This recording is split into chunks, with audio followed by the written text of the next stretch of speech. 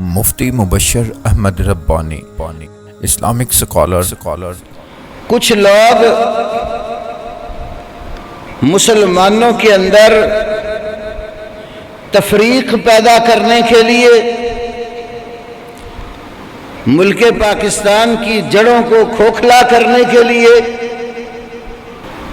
بڑی لمبی زبانیں استعمال کرتے ہیں اور ہمیں امن و آشتی کا درس دیتے ہیں۔ اسی محرم الحرام کے اندر امت مسلمہ کے ایک بہت بڑے گروہ کے ساتھ یہ ظلم اور زیادتی کی گئی کہ حضرت حسین رضی اللہ تعالی عنہ کا نام لے کر ان کے نام کی مجلسیں قائم کر کے مسلمانوں کے خلیفہ اول کو کافر کہا گیا۔ اسلام آباد کے اندر مجلس پڑھتے ہوئے ایک بدبخت ذاکر آصف رضا علوی نے صدیق اکبر کو کافر کہا، فاجر کہا، امی عائشہ پر زبان دراز کی اور کہا کہ جس وقت جنگ جمل تھی عائشہ نے ام المومنین ہونے کی بات لے کر کی، زوجہ رسول ہونے کی بات ذکر کی تو علی خیمے سے باہر آ گئے۔ انہوں نے کہا پہلے تو زوجہ تھی اب نہیں ہے، اس لیے کہ میں نفس رسول ہوں، میں نفس اللہ ہوں، جو حکم رسول کا ہے وہی میرا ہے، اور آج میں نے تجھے طلاق دے کر زوجیت رسول سے فارغ کر دیا۔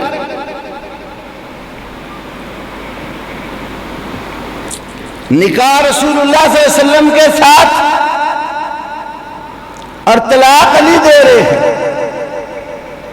نہ بات کرنے والوں کو کسی چیز کی عقل اور نہ ہی سامعین کو کسی بات کا پتہ، اور ایسی باتوں پر پھر وار نعرہ حیدری کی آوازیں گونجی۔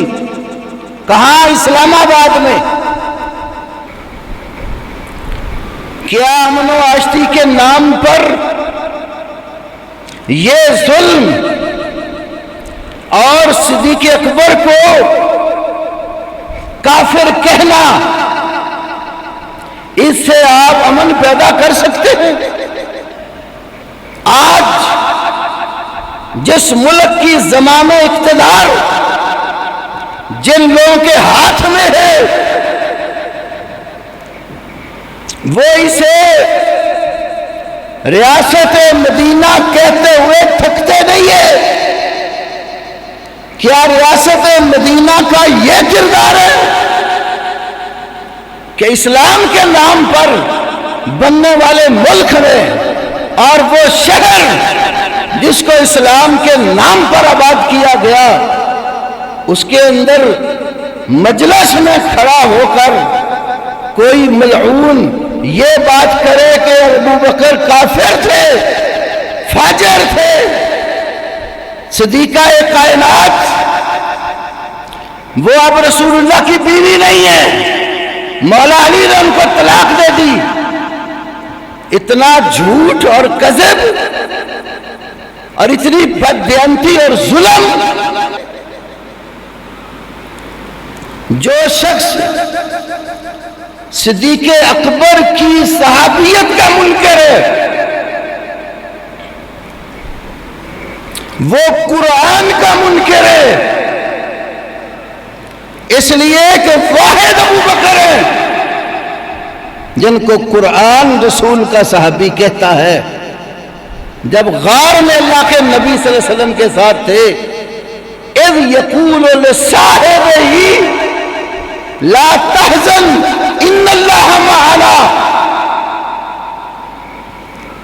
جب پیغمبر اپنے صاحب سے کہہ رہے تھے، اپنے صحابی سے کہہ رہے تھے غم نہ کر، یقیناً اللہ ہمارے ساتھ ہے، تو ابو بکر صدیق کی صحابیت کا انکار کرنا کفر ہے، اس لیے کہ یہ قرآن کا انکار ہے۔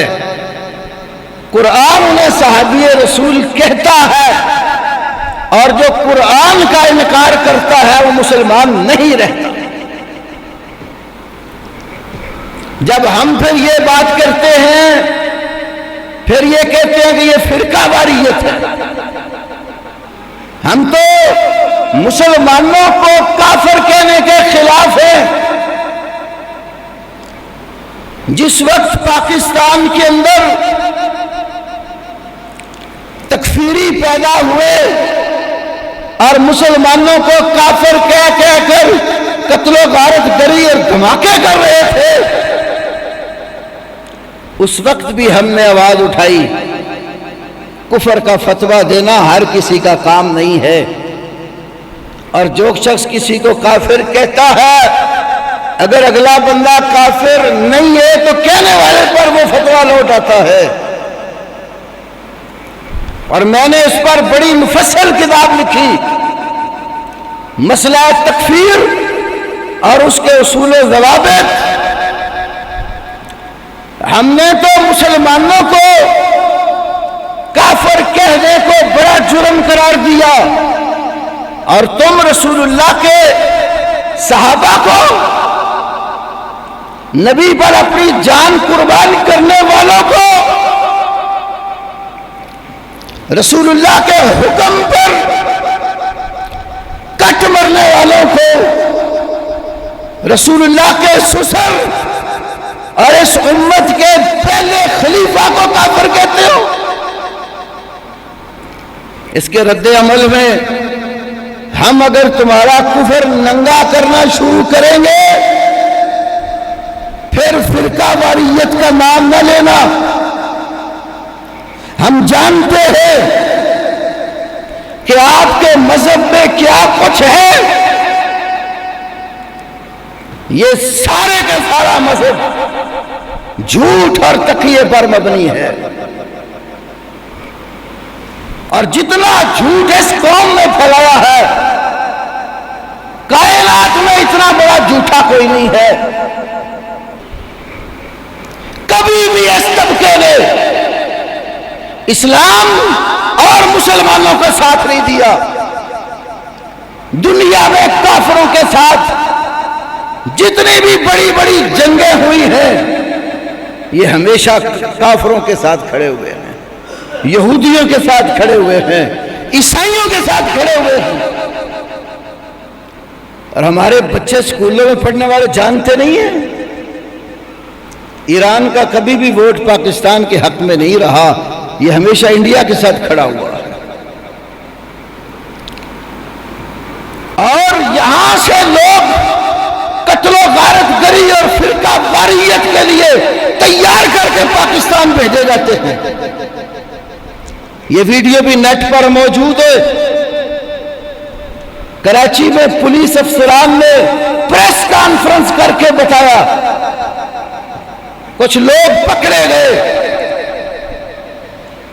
زیارتوں کے نام پر ایران جاتے ہیں اور وہاں سے ٹریننگ اور تربیت لے کر پاکستان میں واپس آتے ہیں، باقاعدہ ان کے وظیفے جاری ہے، اور وہ مسلمانوں کے علماء اور ان تمام افراد کے خلاف کاروائیاں کرتے ہیں جو کسی لحاظ سے نبی صلی اللہ علیہ وسلم اور آپ کے صحابہ کی بات کرتے ہیں۔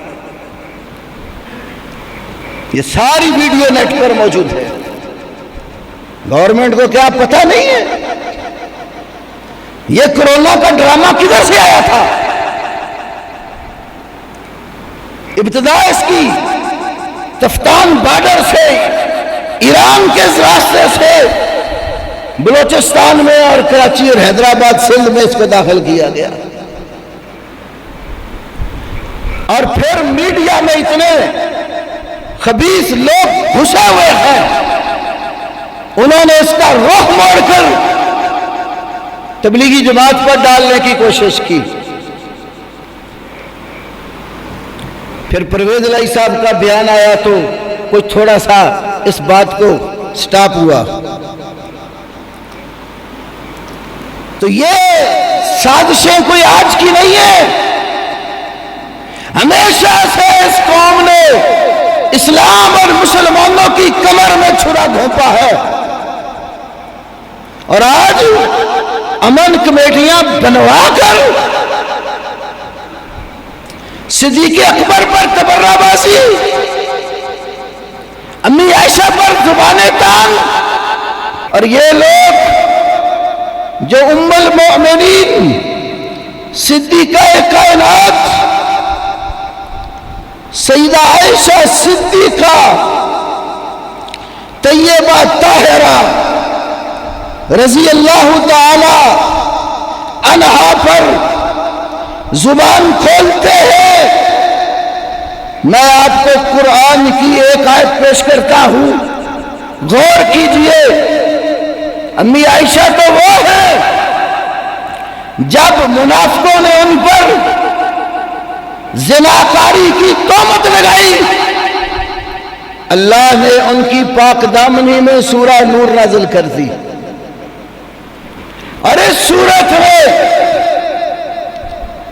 آیت نمبر 23 میں اللہ نے فرمایا ان الذین یرمون المحصنات الغافلات المؤمنات،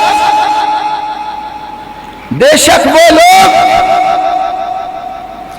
جو پاک دامن دنیا کے جھبیڑوں سے بے خبر ایمان والی عورتوں پر تہمت لگاتے ہیں، لعنوا فی الدنیا والآخرہ، دنیا اور آخرت میں لعنت کا حقدار ٹھہرے، وَلَهُمْ عَذَابٌ عَظِيمٌ، اور ایسے لوگوں کے لیے قیامت والے دن بہت بڑا عذاب ہوگا. قرآن ان لوگوں کو ملعون کہتا ہے، دنیا میں بھی لعنتی اور آخرت میں بھی لعنتی، جو سیدہ عائشہ صدیقہ طیبہ طاہرہ اور ان جیسی دیگر پاک دامن عورتوں پر تہمت لگاتے ہیں، دنیا آخرت میں ملعون ہے. یہ لعنت اللہ نے ذکر کی ہے، اور صحابہ کو تبرہ کرنے والوں کو رسول اللہ صلی اللہ علیہ وسلم نے فرمایا جب ایسے لوگوں کو دیکھو جو میرے صحابہ کو گالیاں دیتے ہیں تو سمجھو وہ دنیا اور آخرت میں لعنتی ہے اور لعنت کا حقدار ہے. لا تسبوا صحابی، فرمایا دنیا والوں میرے صحابہ کو برا بھلا نہ کہو. قرآن پاک میں 24ویں پارے کی ابتدا میں سورہ زمر آیت نمبر 33 اللہ نے کہا والذی جاء بالصدق وصدق بہ اولئک هم المتقون، وہ ہستی جو سچ لے کر آئی اور جس نے سچ کی تصدیق کی یہی متقین ہیں. تفسیر تبری میں ہے سیدنا علی مرتضی رضی اللہ تعالی عنہ فرماتے ہیں جاء بالصدق سے مراد رسول اللہ ہے صلی اللہ علیہ وسلم، سچ لے کر آئے، وہ صدق بہ، اور اس سچ کی تصدیق جس نے کی وہ ابو بکر صدیق ہیں رضی اللہ عنہ. ابو بکر کو علی بھی صدیق مانتے ہیں، اہل بیت کے ائمہ بھی صدیق مانتے ہیں، پوری سنی اس کو ذریت صدیق مانتے ہیں. جتنے اہل سنت کے گروہ ہیں سب کا اتفاقی نقطہ نظر ہے انبیاء رسل کے بعد اس کائنات میں اگر کوئی سب سے سچا شخص ہے تو ابو بکر صدیق ہے. اور اللہ نے بھی کیا مقام دیا، آج دنیا میں بھی رسول اللہ کے ساتھ قبر میں سوئے ہوئے ہیں، اور آپ کی حدیث کے مطابق یہ ابو بکر و عمر رسول پاک کے قیامت والے دن بھی دونوں وزیر ہوں گے، ایک طرف ابو بکر ہوں گے اور ایک طرف عمر ہوں گے. اللہ رب العالمین ہمیں صحابہ کرام کے ساتھ سچی محبت نصیب کرے، اور جو لوگ صحابہ کے خلاف زبانیں دراز کرتے ہیں، ابھی تو ہم ان کو وارننگ دے رہے ہیں۔ آج تقریباً پاکستان کے اندر تمام مساجد میں، خواہ وہ دیوبندی مساجد ہیں، بریلوی مساجد ہیں، اہل الحدیث ہے، سب اہل سنہ اپنے آپ کو کہتے ہیں، سب کی مساجد میں آج خطبے کا عنوان ابو بکر صدیق ہیں، اور اس باقاعدہ احتجاج، ہر مسجد سے احتجاج کی صدا بلند ہو رہی۔ اگر آصف رضا علوی کو گرفتار نہ کیا گیا پھر انشاءاللہ تعالی سب اس بات پر متفق ہو چکے ہیں، اگر محرم کا جلوس نکلے گا تو صدیق اکبر کی صداقت کا جلوس بھی آئے گا۔ یہ پاکستان مسلمانوں کا ملک ہے، 10-12% آبادی کے لوگ پورے مسلمانوں کے عقائد کے ساتھ کھلواڑ کریں اور صحابہ کو گالیاں بکیں، وہ بھی سرے عام مجلسوں میں۔ کبھی وقت تھا ان کو بولنے کی ضرورت نہیں ہوتی تھی، یہ عمران خان کی حکومت میں آ کر ان کی زبانیں کھلی ہیں۔ یہ زلفی بخاری جیسے لوگ اور شبر زیدی جیسے لوگ پکے کٹڑ رافضی عمران خان کے آس پاس ہیں۔